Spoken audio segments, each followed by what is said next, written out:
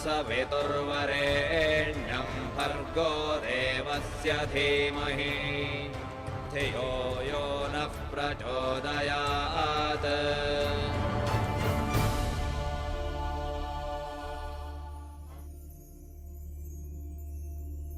नमस्ते। वेद की शिक्षा कार्यक्रम में आप सब लोग के अभिवादन करते जा। परमपिता परमेश्वर से ही प्रार्थना कि आप जहाँ भी होइबा, जैसे भी होइबा, स्वस्थ होइबा, तंदुरुस्त होइबा और हमनी के साथ जुड़ गल हुआ। भाई बहन लोग, वेद की शिक्षा कार्यक्रम के अंतर्गत जुनबा आप लोग के पत्र मिलते रहता थे, आलोचना मिलते बाते, एक खातिर बहुत बहुत धन्यवाद। और हमनी के जो छोटा कुन प्रयास बा वेद के प्रचार प्रसार करे के, वेद में जितना भी मानव मूल्य बाते यानी कि मोरल वैल्यूज उनकरा सामने आना थे जा, ताकि सकब जा ई जो बदलते समाज बा ओके और थोड़ा बदले। अर्थात जो बदलाव चलाल बा, जो तूफान जो सुनामी चलाल बाते ओकरा फेनों से जो बा किताबी करे के कोशिश करत है जा।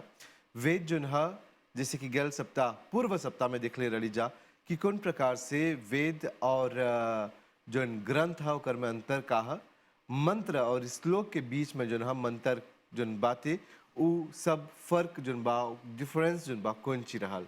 आज के कार्यक्रम में देखब जा कि कहाँ तक सकब जा वेद पर जो बा ओके प्रमाणित करे, कैसे जानब जा कि वेद ह कौन ची सचमुच में हर एगो ग्रंथ के सकब जा वेद माने, कहे कि बोलल जला कि जो ऋग्वेद है वो ज्ञान है और हर एगो ग्रंथ में जो है ज्ञान पावल जाला, कौन प्रकार से सकब जा के क्वालिफाई करे।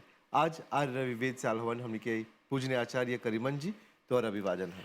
नमस्ते भाई धर्म जी और हमने के सभी दर्शक को भी सादर नमस्ते का अब्जा। और जैसे आप बोल रहा कि प्रश्न जो भाई कार्यक्रम हम चलावत हैं, जो आशा कर रहे हैं जैसे बोला कि बहुत से प्रश्न आवा था, कोई अपन आलोचना करता, कोई अपना विचार देवता, तो हमने स्वागत करते हैं जा और जो भी बात वो लोग के प्रश्न आदि तो हमने ही जा वो समाधान करेंगे। आचार्य जी जैसे कि हमने कार्यक्रम के शुरुआत में बतैले रही जा कि वेद 4 गो है और वेद बल्कि 4 गो नहीं, वेद एक गो है लेकिन 4 भाग में उनका बांटल गल बाते। और जो सबसे पहला वेद जिके मानल जाला ऋग्वेद वो ज्ञान के भंडार है, यानी कि जो कुछ भी ज्ञान के साथ जुड़ल है वो ऋग्वेद में पावल जाला। आज हमने की बोला कि जो ग्रंथ पर चर्चा कर ले रही जा, श्लोक मंत्र सब पर चर्चा हो गल बा, वेद की पहचान किससे कब्जा करे। हाँ, एक तो जैसे भी बोल रहा वेद जोन बा 4 गो भाग में बा। पहला हम एक बात समझा देवा था, देखिए जब यहाँ पर ऋग्वेद के कई ज्ञान कांड आगे डालल बा। ज्ञान कांड ऋग्वेद के बोल बा, कर्म कांड यजुर्वेद के, उपासना कांड जोन बा सामवेद के और विज्ञान कांड जोन है अथर्ववेद। देखबा तो एगो क्रम है एक में, पहला ही चाहे ना जाने कर मतलब काहे ऋग्वेद के आगे सबले बोली ला जा, तो ज्ञान पहले नॉलेज जिसको बोली ला ज्ञान पहला आगे ज्ञान आई तब कर्मानुष्ठान करबा। तो एक दिन ऋग्वेद के जोन बा ओकर में ज्ञान के बात आल बा और सभी प्रकार के ज्ञान के बात आल बा ऋग्वेद में। फिर कर्म कैसे अनुष्ठान करे के बा तो वो यजुर्वेद में बोला। अब कर्म हम नहीं करते हैं जा कौन सी खातिर केवल रोटी कपड़ा मकान के लिए, वहां पर डालल गल बा कि उपासना परमेश्वर की ओर भी तोहरा चला आगे बढ़े की, तो उपासना कांड। और अथर्ववेद जो बा विज्ञान कांड, हमने के इस संसार में रहे के बा, उठे के बा, बैठे के बा, हमने के जीवन लेके चले के बा, तो वो कैसे चली तो वो अथर्ववेद तोहरा बतेलक जो विज्ञान कांड विशेष ज्ञान से युक्त। अब बोलला कि प्रश्न करला कि कैसे सकब जा हमने वेद के बारे देखा ज्ञान के बाद जब आल तो कोई भी एगो ग्रंथ उठाई बा, एगो पुस्तक उठाई मैं तो कर सभी लोग बोली ज्ञान के बाद बा। हाँ ज्ञान के बाद बा, लेकिन वेद की जो ज्ञान के बात करते हैं वो बहुत अंतर है। ज्ञान हैजा पर जब हमने अब कौन से ग्रंथ के सकब से बोले वेद तो कुछ विशेष कसौटी बा। जैसे आज हमने देखब समाज में आज पैसा के मोल बा ना, सब कोई पैसा पर थी बा, लेकिन और पैसा देखा देते वो कॉइन या एगो कागज के टुकड़ा हमने कागज के टुकड़ा वाले सा। आज जो बातें जैसे बोले था नकली नोट और असली नोट में इतना आदमी आज इतना लेक पहुंच गल बा कि नकली और असली में पहचान नहीं सकेला हो, इतना ऐसी करत हो कि बराबर दिखाई देवता। तो तू बोल बा ओकरो में लिखल बा 2000 हयो पारे बा, रंग सब पारे बा, तो वो हा 2000 हयो हा 2000, लेकिन जब गैला हुआ दुकान में तो वहां जब पकड़ में आ जेबा तो नकली और असली के पहचान आई ना। तो ऐसे ही बहुत से ऐसा ग्रंथ तोहरा मिल जाए, लौकत ओकर में सही विचार तोहरा मिलता, मतलब जोन बा अच्छा लगता कि हाँ एक में अच्छा बा, लेकिन हुआ तोहरा जाने के कौन से अच्छा बा। कोई ऐसा व्यक्ति बा, मतलब लड़का लोग बा, जो जवान लोग बा, कोई वृद्ध बा, कोई अश्लील ग्रंथ भी पढ़ा था तो ओकर में तो ओका अच्छा लगा था क्योंकि ओकर में वो रमल बा, त उन एगो धर्मशास्त्र नहीं सकी हुई ना, कहते हम ओकर में ओकर लिए पर्सनल थी अच्छा लगता। जैसे बोलब जा खीर, खीर अच्छा लगेला सब कोई के खाए के, लेकिन ओकर में थोड़ा सा जहर मिला देव जाता तो एगो हानिकारक हो जाला। हानिकारक हो जाए। जान के भी ओकर सब में हाँ बर्बाद खीर के जो चीज जोन बा ओकर सामान बा ओकर में दूध बा, चावल बा, किशमिश बा, आदि बादाम आदि बा लौकता थोड़ा, लेकिन थोड़ा सा विष मिल गल तो वो खीर नहीं रगल, वो जहर हो जाला। तो ऐसने ही बहुत से हमने के ग्रंथ मिली, पुस्तक मिली, जो तोहरा एक दो अच्छा मिली, लेकिन ओकर में बाद में चल करके अब विष होला काम उगबा। तो धर्मशास्त्र जैसे बोली जा वेद, तो वेद के पहचाने के लिए वो कसौटी है। कसौटी है कि पहला वेद के जोन बा ओकर बोलिया जा ईश्वर के जान, मनुष्य के जान नहीं बोलनी जा, ओकर में ईश्वर के जान, परमात्मा के जान, और वो परमात्मा के जान जे कर्म जो शास्त्र में बा तो वो वेद है। फिर दूसरा ले जा वो सृष्टि के आदि काल में चाहे रहे के, बाद में नहीं कि चला मनुष्य चला अब हमने जोन बा कौन चीज चाहिए करे के, नहीं, परमेश्वर पहले से ही प्रबंध कर देला। उदाहरण के रूप में जैसे एगो बच्चा जन्म लेवेला, जन्म ले के बा माँ बाप जाना था बच्चा जन्म ले के बा तो ओकर प्रबंध करेला, तैयारी करेला, ओकर खान पान रहन सहन जहाँ पर रही तो हर आगे वो अतिथि भी आवता, तो जाना तो अतिथि आवता तेल दिन तेल दात के तो ओकर सब प्रबंध करेला, कहाँ घूमे के बा, कौन करे के बा, कैसे करे के बा ना, एगो प्लान जैसे बोलिया जा। तब वेद भी उसी प्रकार से मनुष्य के रचना से पहले ईश्वर ये सब प्रबंध कर दिल बा। और इखन बोली जा वो ईश्वर के जान जो सृष्टि के आदि काल से बा, बीच में नहीं कि मनुष्य के बना देलक तब। जैसे बोलब जा एगो लताप के काम बा, तो लताप के पहले ओकर लकड़ी ओकर सामान ओकर मिस्त्री के आवश्यकता बा, मिस्त्री होगा लताप बनल बनावल बा तो मिस्त्री के कोई आवश्यकता नहीं रही। तो ऐसे ही संसार के बनाए से पहले परमेश्वर के बा जान, और वो परमेश्वर है जो है सब कर देलक। तो एक दो दूसरा जो बा सृष्टि के आदि काल में हुई, और तीसरी बात केवल जोन में सत्य जान हुई, असत्य नहीं। बहुत से जैसे भी बोलनी जा हाउ खीर होला, खीर तो लौकता ऊपरे ऊपरे, लेकिन भीतर में कौन सी बा नहीं लौकता तोरा, जब ओकर गहराई में उतर बा तब पता चली ना खीर में कौन सी बा। तो उसने शास्त्र हमने पढ़ी ला जा, ऊपर शुरू में देखबता जैसे बोलिए ना माकियाज करल बा, लेकिन भीतरे में जोन चीज बा जब पढ़बा तब जन बा। तो वही प्रकार से जोन में सत्य सत्य ही जान, झूठ नहीं, अंधविश्वास नहीं, अंध परंपरा नहीं, कुरीति संपन्न करे के वो धर्मशास्त्र वेद नहीं सकी हुई। ये तो तीसरी बात। और चौथी बात बाइकर में जोन बिना पक्षपात के बा कि हम एगो ग्रंथ लिख ली, हम अपन प्रसिद्धि चाहत हैं तो हम अपन लिए कुछ बात जोड़ दे बोकर में। तो ऐसा ऐसा बहुत से तोहरा ग्रंथ मिली जोन अपन मतांतर की बात, मतलब कोई मत जैसे बोली धर्म नहीं, मत जोन एगो विचार के एगो शिक्षों में जोन व्यक्ति चला था, तो अपन कैसे बोलिए जा अपन दुकान लेके बैठल बा, तो अपन दुकान के ता ओकर एडवर्टाइजमेंट करी ना, चाहे वो पॉजिटिव एडवर्टाइजिंग रही, हाँ, झूठ मूठ के रही, तो दिखावा के रूप में रही ना। जैसे आजकल बोलिया जा जब एगो लुतो के एगो पीस किने गईला, तो लुतो के पीस में बता जेन्युइन पार्ट, लेकिन वहां पर बा ताइवान पार्ट या कोई हम देश के ओरिजिनल नहीं बा, तो तोरा ऐसा ऐसा पीस मिल जाला, ऐसा ऐसा स्पेयर पार्ट्स मिल जाए, और उसने तोहरा ग्रंथ भी पुस्तक भी मिल जाए जिसको जो हमने लेप सा कि ओरिजिनल नहीं बा। ओरिजिनल जोन हा वो वेद शास्त्र हा, वो खादिन वो जोन बोला। अच्छा, ये जोन सही जोन बात हुआ वो जोन मूल आधार बाते, ओकर पहचान कैसे से कब्जा करे हवे बतावत है, ये सब कसौटी है जोन में वो पक्षपात से रही था। जब हम पढ़ला तो जहाँ में एजिसिस नहीं बा, कोई के साथ एजिसिस नहीं करा था, उस सब के कल्याण के लिए बा। और हवे सब जोन कुछ ऐसा स्टेप्स बतावत है जोन ओकर पहचान है, ओकर कैरेक्टरिस्टिक्स वेद के पहचाने की जोन बा। जैसे बोला कोई बोली आचार्य विजय करेमन, तो आचार्य विजय करेमन कौन है, ओकर में हाउ जोन आचार्य नाम बा, ओकर में हाउ गुणवा चाहिए रहे के, हाउ हथियार चाहिए रहे के, तब चल के वो आचार्य हो, समझला ना। या तो कौन में जोन आचरण सिखावा था वो आचार्य है, तो ये सब बताई होला। वो कोई के व्यक्ति का नाम आचार्य डाल देला तो ओकर में हाउ एथन नहीं बा, तो वो आचार्य नहीं हो, नाम मात्र आचार्य बा। तो उसने ग्रंथ के जोन बा सब ओकर विशेषता है, विशेषण ओकर पहचाने के लिए है सब बातवन ओकर में चाहिए रहे के। और फिर बतैलक जोन मनुष्य कृत नहीं है, मतलब हमनी चल करके जो प्रकृति बन गल, सृष्टि बन गल, बाकी के जोन पुस्तक देखबा ऋषि मुनि के जोन बात के ग्रंथ बा, तो वो ओकर बनावल ओकर रचना वो मनुष्यकृत हो जाला। मनुष्यकृत जोन बा ओकर में गलतियां होएला, त्रुटियां होई। हम पास हर समय के बात नहीं जानब, हम जोन अभी बात जाना था, जोन भविष्य में बा, पिछले बात सकेला कुछ जान ले, लेकिन भविष्य के बात जैसे अभी एक वो कितने लोग हमसे चर्चा कर था आचार्य जी हाई जो बीमारी बा कोरोना वायरस की क्या फिर से आई क्या ये कैसे भयानक और एक वो आई तो हमने नहीं सका ऐसा बोले ना दूरदर्शी इन्हें से को नहीं बोले जा, हाँ। हम नहीं सामान्य व्यक्ति है ऐसा ऋषि मुनि जो वो दूरदर्शी ढाल भगवान तो सब काल के वर्तमान हो सब काल जानता कहाँ पर कब बात करके था और उसने जो शास्त्र में इस तरह के विचार बा वेद देखबा तो तोरा सब विचारवान मिली वेद में हर समय के जोन बातें ओकर जान जोन बातें एक बोलिया सार्वभौम ओकर जान सार्वभौम बा जोन सबके लिए बराबर चाहिए सार्वभौम कोई जाति पाति व्यक्ति के लिए नहीं बा वो सब मनुष्य के हित के लिए बा हम शुरू में बतैले रही एगो मंत्र जैसे हमने बोले से थाली पाक न्याय कि चावल के एगो दाना निकला तो सब पता चल गल अब बोले रही एगो मंत्र विश्वानी देव सवितर दूरितानि परासो तो वेद जोन में ऐसा जान बतावता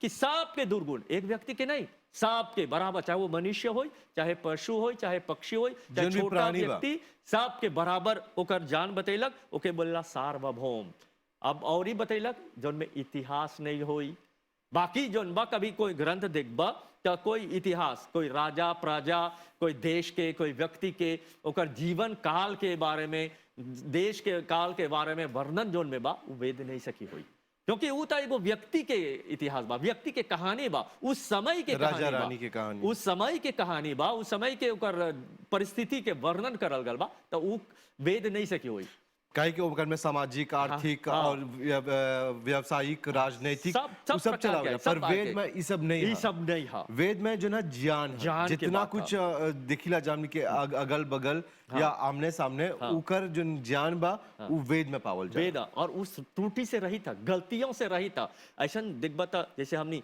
जाने ला जा कोई के हम भावना के ठेस नहीं पहुंचाओ था जैसे कोई शास्त्र आदि काल में रहल तो बोले धरती चपटी बा प्लाट बा तो सबको देखा था हाँ प्लाट लौका था ना धरती तो प्लाट लौका था देखबा तो प्लाट लौका था क्या सच्चे के प्लाट बा हमू हई प्रश्न अपने से पूछला काहे कि जब देखिला दुनिया गोल बाते वो घूमेला ना पर अंडाकार बाऊ पर जब देखिला हजा परी त नहीं लौकेला गोलवा हाँ समा अवसे नहीं है तो हवे बोलेला आदमी ऐसा कोई शास्त्र बतैले रहल कि धरती प्लाट बा उस समय जब लौकल तो वो प्लाट तो लिख देला घर में वो तथाकथित धर्मशास्त्र में बोलक लिख धरती चपटी बा प्लाट बा वेद कुछ बोलेला एकर बारे में वेद बोला अयम गौर पृष्ठी क्रमित सदा बोलेला धरती आकार रूपा और वो अपन परिधि में घूमेला अच्छा अभी हाल में जो ना कोमेट गुजरल हाँ वेद में बा कोमेट कुछ ऐसा उके बोला उपग्रह जो उपग्रह बा ऐसा केवल हाई धरती नहीं बा ऐसा ऐसा अनेक अनंत बा अनंत ग्रह बा उपग्रह बाते जो वेद बतैला था तो हैजा पर जैसे बोली ना एगो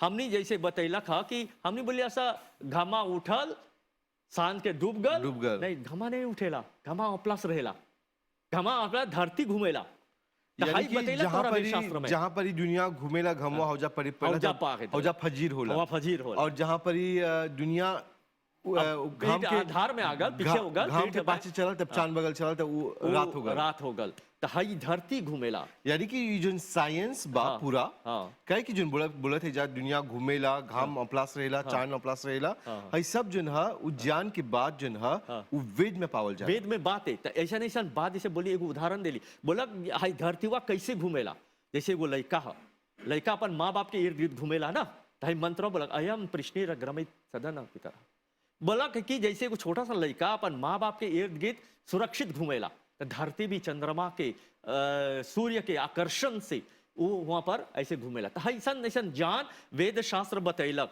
और जो बोला प्रकृति के नियम के अनुसार जो वेद में वर्णन बा जैसे अभी बोलनी है ना कि हमने बोला था धरती चपटा बा धरती चपटा नहीं बा न धरती सूर्य घूमेला सूर्य अपला सा धरती घूमेला तो ई प्रकृति के नियम के according to the law of nature बा तो ऐसा ऐसा विचार जोन बा और जोन बा वो वेद में वर्णन और एक अंतिम बात है मैं बोला कोई पहचान है वेद के तब बोलेला देवस्य पश्य काव्यम नममारण जेरियति हमने के जो मनुष्य कृत शास्त्र बा वो अभी के समय समकालीन है काल चल करके वो आउटडेटेड हो जाए लेकिन परमेश्वर के जान नहीं परमेश्वर के जान जब कयाशों होल सृष्टि की उत्पत्ति होल हम थोड़ा सा कब बोल दे जब से उत्पत्ति होल बा संसार बनल बा सूर्य चंद्रमा अब तक और आगे भी चली वैसे संपूर्ण सृष्टि के जो समय बा 4 अरब 32 करोड़ वर्षों का बिलियन 320 मिलियन बनाने के है अभी तक हमने आधा भोग ले ऐसा बोलेला एन मिलियन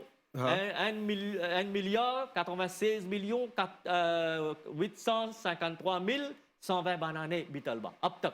और वेद है पर बतावेला, वेद के पर बतैलक तोरा सृष्टि के उत्पत्ति से अब तक। हमनी बोला था लीसा बोलीला सा भी जब मिलेनियम आ रहल तब बहुत से लोग चर्चा करत हल हाँ 2000 में मतलब जाके दुनिया प्रलय डूबी आवता, प्रलय दुनिया आवता डूबता, थे। लेकिन कहाँ बा अभी तक हुआ ना। तो अभी जो बोलत हुआ हाँ। कितना बिलियन बोला? 1 milliard 96 millions 853 mille नहीं 120 इतना बनाने। दिन हो गल। हाँ, इतना अभी दिन हो गल। पूरा जो पूरा सृष्टि बा सृष्टि के समय कितना बा कितना समय? 4 milliards 320 millions बनाने। नहीं इतना रह जा। ये बहुत लंबा संख्या बा। हाँ। अभी अभी आधा भोग ले हुआ, जैसे बोलीला जा ना एक दिन रात में कितना 12 घंटा है ना, हाँ 12 घंटा दिन के 12 घंटा रात रात के। के। यदि भी एक्लिप्स आवेला तो बीच में तनी सुन अंधकार हो जाई, लेकिन दिनवा बराबर 12 घंटे का रोज है। नहीं बोलबा 6 घंटा में सूर्य डूब गल। यानी कि अभी जो देख लीजिए कोविड बीमारी आल हाँ। जे के सबके बोले कि अब विश्व के नाश हो जाए, विश्व नहीं रही हाँ ये जो ना कयामत बोला या ओके प्रलय कुछ भी बोला। प्रलय देखा एगो बात है समझा देवत है, वेद में वर्णन आलबाई सबके प्रलय एगो बोलेला संपूर्ण प्रलय, जिसको बोले लाफे जिमोन। पानी आए सब डुबा के रख नहीं दे। पानी नहीं, पानी भी एगो तत्व है। हाँ। उन सब तत्वों में वो सब पानी ही नहीं डुबाए और प्रलय बतब लापुसिया हो जाए, सब कारण रूप में चल जाए। तब बोलेला है प्रलय एगो बोलेला संपूर्ण प्रलय लाफे जिमोन, एगो बोलेला खंड प्रलय। खंड बोलेला पार्शियल, जैसे हमनी वेद बोल ले बा करोड़ों वर्ष पहले बता देल बा, जैसे मार्स प्लानेट, मार्स प्लानेट में प्राणी देजा वास कर ले बा। और ऐसा ऐसा चीन मिला था अति नाजा की कि ओकर में निशानी बा पानी के, आदमी के रहल के सब की। हाई हमने के वेद शास्त्र पहले बता देल बा, ये सब जान तोरा बतैलक कि ऐसा ऐसा लोकांतर बा जहां पर जैसे ये धरती में बा और उसने आकाश में जो लोकांतर बा ऐसा अनंत बा, अनंत बा। हर एगो गैलेक्सी के एगो सूर्य है और उसने अनंत गैलेक्सी बा जो वो लोग के अनंत सूर्य बा। तब वेद में भी ई होई कि और जो ग्रह बाते या कोनो दूसर दुनिया होई जहाँ पर ये इंसान प्राणी मनुष्य वास करेला। हमें तो बोलत है ना कि वेद में अनंत ग्रह के बारे में बतावल गल बा। हमनी 9 ग्रह के बात करीला जा, 9 गो प्लानेट ही नहीं बा, बहुत बा। अभी कितना प्लानेट और अनंत संसार में यानी कि देख गणी लेले नहीं बा। सकबा। हाँ इतना बातें, हर एगो सूर्य के लिए एगो थी बातें, हर एगो ग्रह के लिए एगो सूर्य है, सूर्य भी थी बा। तो हाई जोन बातें चल करके प्रकृति जैसे बोलनी जा, तो ये विकार है। जैसे हमने हाई पानी जैसे बोला, पानी से नहीं ढके, पानी 5 गो तत्व है, जल अग्नि वायु आकाश और पृथ्वी। ये 5 तत्वों में एक प्रकृति बोलब जा। और जब ये कारण लाश बोले जाला तो वो सत्व रज तम हो जाला। इलेक्ट्रॉन प्रोटॉन न्यूट्रॉन ये साइंस बोलेला, लेकिन ओका से अधिक सूक्ष्म हमनी के शास्त्र बतैले बा कि जोन तोर आंख से इलेक्ट्रॉन प्रोटॉन तो दूरबीन आदि से देख लेबा मैं हाउ जोन बा सत्व रज तम वो प्रकृति जो मूल तत्व है, जैसे बतैले रही जा 3 गो अनादि तत्व है, ईश्वर जीव और प्रकृति, वो आदि काल से बा और वो हमेशा से रहल बा और ऊ से परमात्मा इस संसार के बनैले बा। तो वो हमेशा के लिए, और ये हमने के वेद शास्त्र बतैले बा। और ई प्रकार से हमने के जो धर्म शास्त्र वेद वो तोहरा जैसे बोली शुरू प्रकृति से लेकर के परमात्मा पर्यंत तक जो जान बतैले बा वो वेद हती। एक पर इस प्रकार से हमने के चले के बातें वो हमने के रहस्य के सामने आने ला। और चलते चलते यही सब सुनना के बाद हमके ऊ पत्र के याद चलाल जो एगो श्रोता लिखलवन बोलत हवन कि वेद के आधार पर जैसे बोली जा ऋग्वेद में ज्ञान बाते, हाँ। इसकी ऋग्वेद में ई ज्ञान बा कि कोनो कोई के कोनो बीमारी होल बा, कैसे वो बीमारी से कब्जा दूर करे, हाँ। कोनो उपचार बा ओकर में ज्ञान बा। गत बार हमने चर्चा कर ले रही जा कि जब एगो एगो स्त्री के संतान होता एगो बीमारी आई, एगो बीमारी है जो ओकरा सकल जाए ओकर निवारण करे, तो उ संस्कार के द्वारा, संस्कार को जे मंत्र बा ओकर में, तो ऐसा ऐसा बहुत से मंत्र बा। जैसे अभी हम जैसे एगो मंत्र लेब जा जो त्रयंबकम यजामहि सुगंधिम पुष्टिवर्धनम उर्वारुकम इव बंधनान मृत्युर्मुक्षीयमामृता। मृत्यु एगो भयानक रोग है जो सब कोई ओकर सामना करेला, तो कैसे बचबाव कर सकेंगे? तो बतैला कि तोहरा इस संसार में जीवात्मा जोन बा ये आवता, ई लोक में आवता, तो जब लोक में आवता तो कैसे वो सकी इन सब दुख से बचे? तो दुख से बचे के दुख बोला व्याधि बोलल जाला। मृत्यु एगो व्याधि है, मृत्यु केवल एक बार नहीं, जो हमी समय समय पर दुख पावे जा तो वो कर दुख के निवृत्ति के लिए हमनी के चला जो कर्म कर्म पर आधारित था। हम वेद मंत्र ही बतैलक, जैसे बोलनी सा त्रयंबकम 3 गो लोक बा, तो 3 गो लोक में कैसे चाहिए रह के, तो कहा यज्ञामहे यज के द्वारा, यज केवल हवन के नहीं बतैलक, यज बोलक श्रेष्ठ कर्म, श्रेष्ठ कर्म। लेकिन फिर भी यज ई यज्ञ काहे तो बोलेला हवन करीला जा तो ओकर से जोन तोहर वातावरण शुद्ध होला, जलवायु शुद्ध होई, जलवायु शुद्ध होता तो रोग ही के प्रश्न नहीं उठता, बीमारी के प्रश्न नहीं उठता। जब हमनी हई स्वयं यज्ञ भी करीला जा तो बोलेला सुगंधिम पुरुष, यज्ञ के अंतर्गत हमनी हवन का जो बोलीला जा तो हमनी सामग्री जलाएला जा। 4 प्रकार के भी सामग्री है, एगो बोलेला रोगनाशक, दूसरा बोलेला मिष्टकारक, तीसरा बोलेला बुद्धिवर्धक, जोन बस 4 गो सामग्री है जो आपके स्वास्थ्य के लिए एकदम ठीक कर दे। अच्छा, अभी 4 गो सामग्री के नाम बतावत हुआ। अभी मानला कि रोग खातिर कोई वो यज्ञ करता, अब जहाँ पर ही बेचाता था कैसे बोली कौन सामग्री मांगी हूँ? नहीं, अब देखा यानी कि चारों सामग्री एक के साथ रहेला। हाँ, 4 प्रकार के ओकर में मिलावल है। और विशेष जैसे जड़ी बूटी बोली ला जा, एगो हम तोहरा एगो चीज बतावब, जैसे आप लड़का लोग जैसे अथी लाते जन्म लेवेला तो कबू पेट के बीमारी हुएला, पेट दर्द करता, हाँ, यानी कि बोलन जा गाज होल वाली को गाज होलबा या हवा होलबा, तो हमनी एगो पत्ता जिसे बोली लजौनी, लजौनी जंगल में होलबा सेंसिटिव। हाँ, तो ऊ के तोरा अथी करके एक तो वृष्टि यज्ञ के लिए भी हमने प्रयोग करी ला जा ओकरा, और फिर ऊ लड़का लोग के बोई करके सब पियाई। जैसे अभी तोहर त्वचा में बीमारी हो गल, बीमारी होल बा, त्वचा के रोग होवेला ना, तो त्वचा के रोग के लिए हमने बोलीला सा एगो लालियान पुक पुक बोलीला जा, तो ओकरा बुई करके ओकर से स्नान करेके। तो ये सब औषधि वनस्पति कहाँ बा बोली ना, तलेवा विज्ञान अथर्ववेद, तो अथर्ववेद जितना रोग के बीमारी के बतैले बा, केवल तोरा नहीं कफ आदि बीमारी के, जो खांसी आदि बीमारी के, कैंसर आदि बीमारी के, सबके। आज यदि स्वामी रामदेव जी एक अथी करेलन बताइलन औषधि वनस्पति कहाँ से निकलने वाले, तो वही अथर्ववेद से लेके ओकर अथी बनैले बा, ठीक है ना। ओकर जो आयुर्वेद जैसे बोलीला जा, आयुर्वेद कौन छिया, स्वयं डायरेक्टली जो तोहर आयु के वृद्धि के लिए तोहर औषधि वनस्पति के वर्णन कर ले बा ओकर में। इतना बड़ी दिलचस्प हो गल आज जो ज्ञान प्राप्त करते जा, कहे कि अब तब जरा कि हर सप्ताह एगो बीमारी के आधार पर वेद पर ओकर उपचार बताब जा। हाँ, ये परिधि करब जा जी, और चर्चा करब जा। जैसे हम बोलने अभी हमनी यज्ञ करत हली जा कॉन्फाइनमेंट में,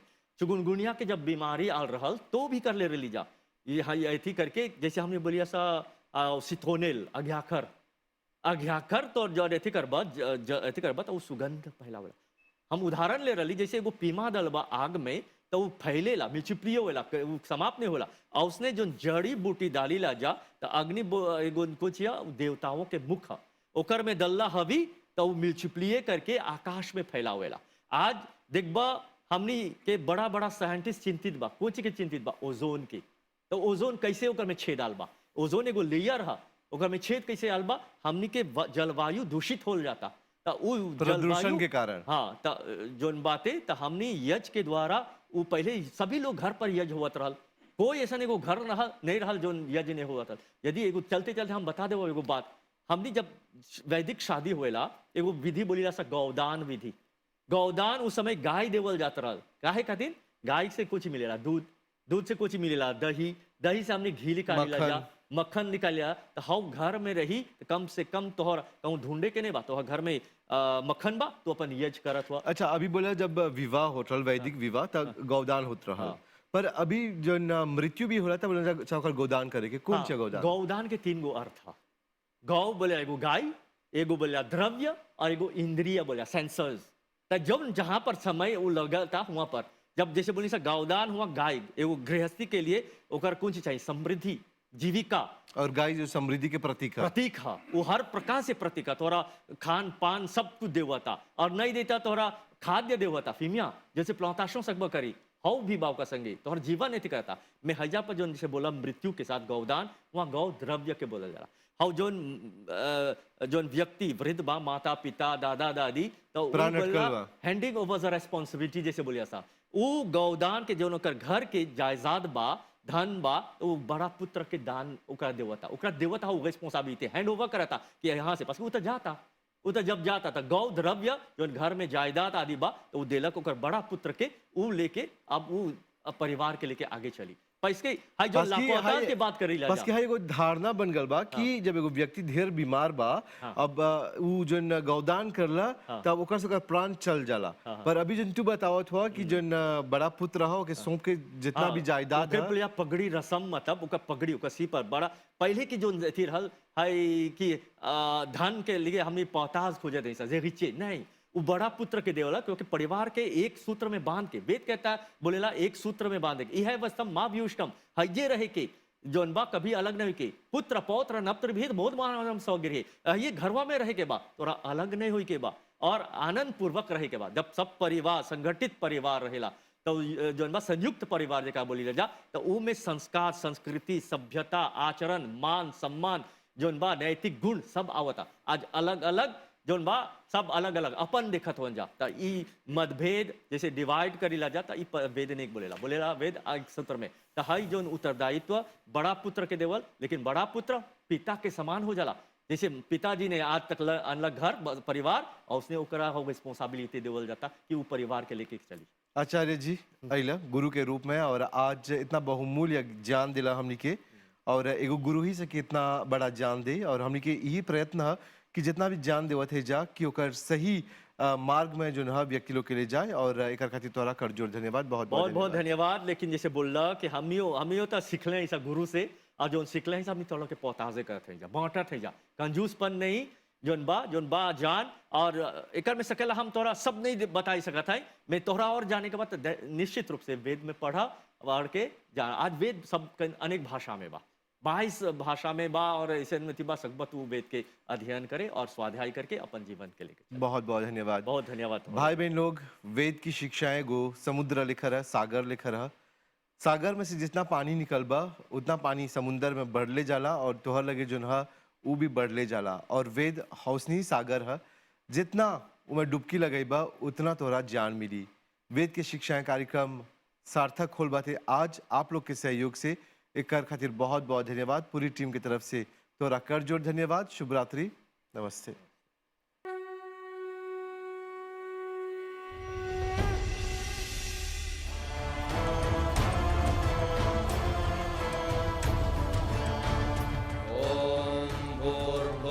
सुवः तत्सवितुर्वरेण्यं भर्गो देवस्य धीमहि